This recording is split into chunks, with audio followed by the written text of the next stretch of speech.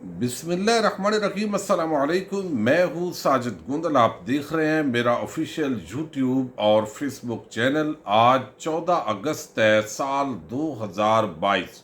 Army chief general Qamar Javed Bajwa کے قریبی عزیز کی پاکستان امبیسی کینیڈا میں ایک عام تعیناتی کے حوالے سے سینئر صحافی نے ایک بڑا دعویٰ کیا ہے، اس کی تفصیل آپ کے سامنے رکھوں گا۔ نواز شریف کی واپسی کا منصوبہ کھٹائی میں پڑتا دکھائی دے رہا ہے، چونکہ کپتان نے اپنی چال چل دی ہے۔ خان کے جلسے کی میڈیا ریٹنگ نے سب کو حیران اور پریشان کر کے رکھ دیا ہے، اور 24 گھنٹے کے بعد جلسے کی جو گنتی ہے وہ غریدہ فاروقی نے عوامی مطالبے پر کر کے عوام کے سامنے رکھی ہے۔ کچھ اور عام تفصیلات ہیں، وہ بھی ہم آپ کے سامنے رکھیں گے، اور امید کروں گا کہ آپ سماعت کرنے کے بعد ہمیشہ کی طرح اپنے قیمتی فیڈ بیک سے ضرور آگاہ کریں گے۔ غریدہ فاروقی سے کل کافی لوگوں نے پوچھا کہ آپ کہاں غائب ہیں، کہ آج پورا جو اسٹیڈیم ہے وہ بھرا ہوا ہے، حالانکہ جب بھی عمران خان کا کوئی جلسہ ہوتا ہے آپ تو خالی جگہ پر جو ہے وہ تلاش کرنا شروع کرتی ہیں، اور مکھیاں آپ کو علم ہے جہاں پر بیٹھتی ہیں، تو آپ کا یہ جو کام ہے آج آپ بالکل خاموش ہیں۔ تو انہوں نے کل اس پر جواب نہیں دیا، لیکن آج اس پر جواب دیا، اور ٹوٹل جو کیلکولیشن ہے وہ کر کے انہوں نے رکھ دیا، اور بڑی حیرانگی جو ہے وہ لوگوں کو اس پر ہوئی ہے۔ غریدہ فاروقی نے کہا ہے جی ہاکی اسٹیڈیم لاہور کی کل گنجائش 45,000 ہے۔ کل کے جلسے میں 3 اطراف تماشائیوں کا اہتمام ہوا تو کم و بیش 35,000، اور پلینگ ایریا میں بھی اگر تماشائی جمع ہوں تو کم و بیش 10,000 لوگوں کی گنجائش بنتی ہے۔ اس حساب سے یہ پی ٹی آئی کا عمومی نارمل جلسہ کہلایا جا سکتا ہے۔ تو یہ انہوں نے اس کو نارمل جلسہ تسلیم کر لیا ہے، اور مریم نواز کا اگر چھوٹی سی جلسی بھی ہوتی، اور ہم نے دیکھا ہے جس طرح فتح جنگ میں اور مختلف جگہوں پر 2-3 ہزار لوگ ان جلسیوں میں آئے، لیکن اس کو ایک بڑا جلسہ بنا کر یہ پیش کرتے ہیں۔ اسی طرح وہاں پر جو ایک صاحب تھے، وہ جلسے کے اندر چونکہ مختلف مزاج کے لوگ پہنچ جاتے ہیں، اور وہ شاید جو سگریٹ ہے وہ بھر رہے تھے اپنے مخصوص انداز کے اندر، اور اب کس سے بھر رہے تھے یہ تو تصدیق نہیں ہو سکی، لیکن اس کی جو ویڈیو ہے وہ جلسے سے وائرل ہوئی ہے، اور اس کو لے کر جو ہے وہ سلیم صافی انہوں نے بڑا تبصرہ کیا، اور اس پر عمران ریاض خان نے ان کو کہا ہے کہ مکھی ہمیشہ گند پر بیٹھتی ہے۔ تو آپ کو پورے جلسے سے یہی نظر آیا، حالانکہ بلاول کا جب لانگ مارچ ہوا تھا اور سندھ سے جو 3-4 ہزار لوگ آئے تھے، 3,000 سندھ سے تھے اور 1,000 پورے پنجاب سے، لے کر ڈی چوک کے اندر 4,000 تقریباً، اس سے زیادہ لوگ نہیں تھے، لیکن میڈیا نے ایک طوفان چونکہ بپا کیا ہوا تھا، اور آگے رجیم چینج آپریشن ہونا تھا، اور اس کے لیے ہدایات شاید پہلے دے دی گئی تھی۔ تو اب وہ وہاں میں نے دیکھا تقریباً ایک بڑی بڑی جو ٹولیاں تھیں لمبی، وہ یہی کام کر رہی تھی، لیکن میڈیا چونکہ اس وقت مینج تھا اور انہوں نے اس کا ذکر نہیں کیا، اور صحافیوں نے بھی نہیں کیا، حالانکہ میں خود جو ہے وہ عینی شاہد ہوں کہ وہاں کیا لمبا جو ہے وہ کھیل کھیلا جاتا رہا۔ اسی طرح خان صاحب کا جو جلسہ ہے یہ، اس کی ریٹنگ میں آپ کے سامنے رکھوں گا، پھر ہم اگلے عام ایشوز کی طرف جائیں گے۔ ریٹنگ نے سب کو حیران کر دیا ہے۔ ایک تو کل ٹی وی چینل نے، آپ کو علم ہے اے آر وائی جو ہے اس کا سافٹ ویئر اپ ڈیٹ کرنے کی کوشش ہو رہی ہے، وہ ڈٹے ہوئے ہیں، لیکن جس طرح ان کو پریشرائز کیا گیا ہے، یہ آزادی ادارے رائے پر ایک بہت بڑا حملہ کیا گیا ہے، تو اب 98% لوگ وہ اس وقت جو ہے یہ کیلکولیشن آئی ہے عمران خان کو سن رہے تھے، اس کے مقابلے میں جو شہباز شریف ہے اس کی تو بڑی ہی انسائٹ ہوئی ہے، اور میں سمجھتا ہوں یہی سب سے بڑا ووٹ ہے کہ آپ کے ساتھ لوگ اٹیچ نہیں ہیں، آپ زبردستی اس قوم پر مسلط کر دیے گئے ہیں۔ اب یہاں پر جو ہے وہ بتایا گیا ہے YouTube viewership across 24 channel, 24 channel جو ہے ان کی ریٹنگ آئی ہے یوٹیوب پر، اس سے پتہ چلتا ہے کہ کس کو کتنا سنا جا رہا تھا۔ شہباز شریف جو ایڈریس ہے جو انہوں نے قوم سے خطاب کیا ہے، وہ 1,30,000 افراد نے آن لائن دیکھا ہے 24 یوٹیوب چینل پر، 24 پر، کسی پر 65، کسی پر 100، یعنی 765، اس طرح کر کے، تو یہ 1,30,000، یہ 24 پاکستان کے جو میڈیا چینل ہیں وہاں یوٹیوب پر ان کو دیکھا گیا ہے، جبکہ عمران خان کو ان 24 چینل پر 8 ملین لوگوں نے دیکھا ہے، یعنی 80 لاکھ بمقابلہ 1,30,000۔ یہ لیول ہے اس وقت ان کا، جو جن کو مسلط کر دیا گیا ہے زبردستی اس قوم پر۔ Data considered is only for videos more than 5 minutes in length. وہ کہتے ہیں یہ جو ڈیٹا ہے یہ 5 منٹ یا 5 منٹ سے جو زائد کی ویڈیوز چینلز نے اپلوڈ کی ہیں ان کا ڈیٹا ہے، اور اگر 3 منٹ 4 منٹ 2 منٹ والے ویڈیو کو ملا لیا جائے تو یہ ٹوٹل بنے گا 12 ملین، یعنی 1 کروڑ اور یہ تقریباً 20 لاکھ یہ بنے گا جو عمران خان کا جلسہ دیکھ رہے ہیں۔ اسی طریقے سے بول نیوز سے 2.6 ملین، ARY پیچھے رہا ہے، یعنی سب سے پہلے بول نیوز جو ہے وہ جب سے صدیق جان صاحب گئے ہیں بول کے اندر بھی جو ہے وہ برکت پڑ گئی۔ اب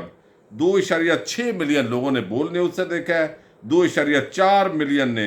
ARY سے، اور اسی طرح 60 یعنی لاکھ جو لوگ ہیں ان کو دیکھا گیا ہے یہاں سے جو ہے وہ،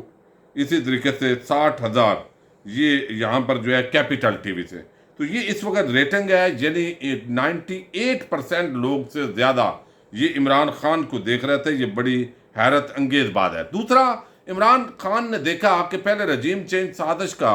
وہ سارا معاملہ عوام کو میں نے ازبر کروایا ہے، تو اب چونکہ منصوبہ یہ ہے جو بادی النظر میں نظر آ رہا ہے لوگوں کو کہ نواز شریف کو واپس لانا ہے۔ پتہ نہیں کون نواز شریف کا اتنا کانا ہے،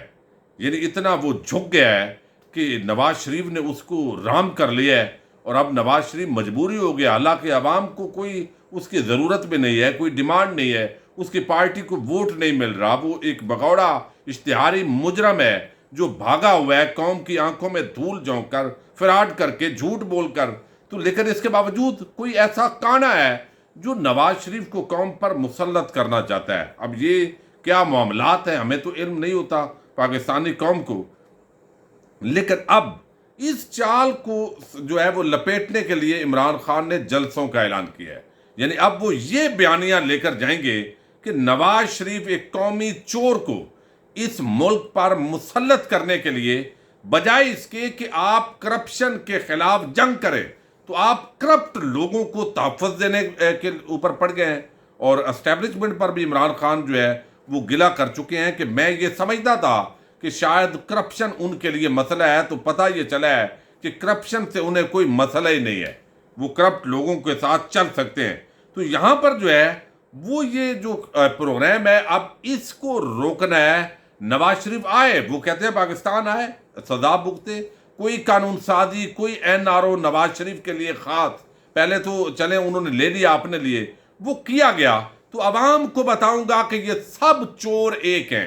اور ان کے سہولت کار بھی ایک ہیں۔ تو یہ جو جلسوں کا اعلان ہے یہ اگلی جو منصوبہ بندی ہے نواز شریف کی واپسی کے حوالے سے معاملہ کھٹائی میں پڑ گیا، اور یہی وجہ ہے نواز شریف کی ڈیمانڈ ہے کہ کسی بھی صورت عمران خان کو نائل کرو تاکہ میرا راستہ ہموار ہو۔ اب کون جو ہے وہ اس پورے معاملے میں کامیاب ہوتا ہے؟ عوام اور عمران خان ایک طرف ہے اور بھانمتی کا کنبہ اور سہولت کار دوسری طرف کھڑے ہیں، یہ بھی ایک عام چیز ہے۔ اب ایک بڑا دعویٰ کیا گیا چونکہ ہر چیز یہاں پر اگر میرٹ پر بھی ہو، چونکہ پاکستان کے اندر اس کا ہنگامہ وہ بنتا ہے، سیاست کے نظر ہوتا ہے، اور خاص طور پر آج کل جو مخصوص حالات ہیں ان حالات کے تناظر کے اندر جو ہے وہ بتایا گیا ہے کہ کینیڈا کے اندر ایک عام تعیناتی ہوئی ہے، اور یہ جو تعیناتی ہے وہ کہتے ہیں ڈاکومنٹس، اور یہ میں پہلے آپ کو بتا دوں چونکہ یہ سینئر صحافی ہیں، اگر عام شخص ہوتا تو میں اس کا یہ بات جو ہے آپ کے سامنے نہ لاتا، چونکہ کنٹروورشل چیزیں ہو جاتی ہیں اور پھر حالات اس طرح ہو جاتے ہیں کہ پھر آپ کو علم ہے سافٹ ویئر بھی اپ ڈیٹ ہونا شروع ہو جاتے ہیں۔ تو یہاں یہ سینئر صحافی ہیں جی ریاض الحق صاحب، ٹویٹر پر اگر آپ جائیں گے تو یہ ڈان نیوز، ایک آپ کو علم ہے ڈان نیوز کی ایک ورث ہے،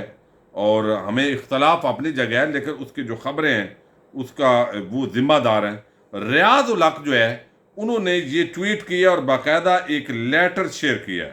اور وہ جو لیٹر ہے اس کے اندر وہ کہتے ہیں documents suggest army chief general Qamar Javed Bajwa nephew Uzair Mahmood Ghumman has been notified to be the first secretary in Pakistan High Commission in Canada. اتاوا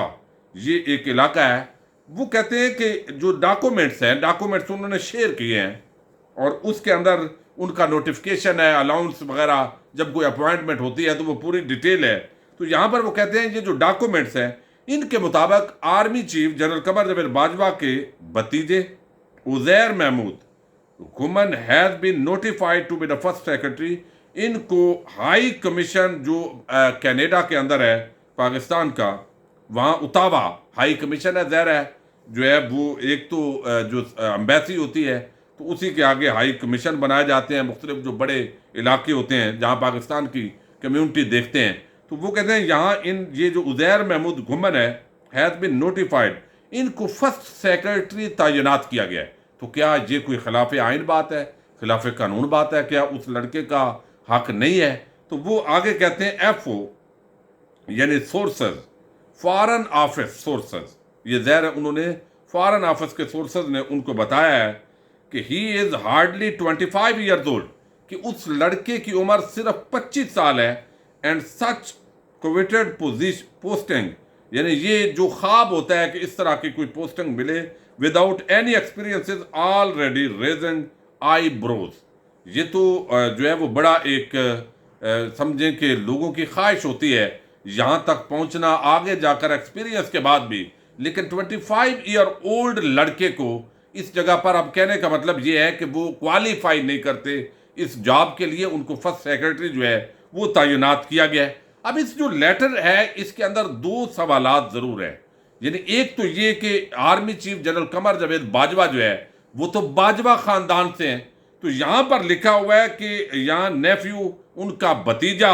یعنی وہ لکھا گیا ہے کہ notified to be the first secretary. یہاں پر وہ لکھا گیا ہے کہ یہ ہے محمود گھمن، عزیر محمود گھمن. تو گھمن تو برادری علیحدہ ہے، یعنی چلے خاندان وہ علیحدہ برادری سے ہیں، باجوہ علیحدہ ہے. تو یہ اگر نیفیو ہوگا، بھتیجا ہوگا، تو پھر تو وہ بھی باجوہ ہونا چاہیے، وہ گھمن تو نہیں ہو سکتا. تو یہاں پر بتایا گیا کہ شاید یہ ان کی غلط فہمی ہے، یہ بھتیجا نہ ہو، یہ بھانجا ہو، اور ان کا جو رشتہ داری ہے وہ یعنی گھمن خاندان کے اندر ہوگی. دوسرا جو ہے اس یہاں پر جو نوٹیفکیشن ہے اس کے مطابق یہ بتایا گیا معظم علی ڈائریکٹر پرسنل 1، اب یہ mister Uzair Mahmood chairman ministry of foreign affair Islamabad, یہ بھیجا گیا ان کو. یہ 18 جولائی 2002 کی ڈیٹ اس پر لکھی ہوئی ہے. تو یہاں پر جب اس کی وضاحت مانگی گئی کہ جناب یہ جو ریاض الحق صاحب جو ڈان نیوز کے عام رپورٹر ہیں کہ جناب یہ تو ڈیٹ ہی میچ نہیں کرتی، تو انہوں نے نیچے وضاحت کی کہ یہ غلطی سے لکھی گئی ہے، یہ دراصل 2002 نہیں ہے، یہ ٹائپنگ کی غلطی ہے، یہ 2022 ہی ہے. تو یہ جو نوٹیفکیشن ہے یہ 18 جولائی ان کے مطابق 2022 کو، یعنی پچھلے مہینے جولائی کے مہینے میں جب یہ امپورٹڈ حکومت آ چکی ہے، 18 جولائی کو یہ پوسٹنگ ہوئی ہے. دو میں آپ کے سامنے اس کی جو خامیاں ہیں وہ رکھ چکا ہوں کہ ایک تو پرنٹنگ کے اندر 2002 ہے، تو ریاض الحق صاحب جو ہے ڈان نیوز کے نمائندے وہ کہتے ہیں یہ 2022 ہے، اور انہوں نے بھتیجا لکھا ہے اور بھتیجے کے ساتھ عزیر محمود گھمن. تو گھمن اور باجوہ علیحدہ علیحدہ برادریاں ہیں. بہرحال یہ ایک نیا جو ہے وہ معاملہ ہے، دیکھتے ہیں اس پر آفیشیل جو ورژن ہے وہ کیا آتا ہے، کہ کیا یہ کوئی اس کو نیا سکینڈل بنایا جائے گا یا یہ سکینڈل بنتا ہے. تو آنے والے دنوں میں بھی اس پورے معاملے کو دیکھیں گے. اجازت دیجیے گا، اللہ حافظ.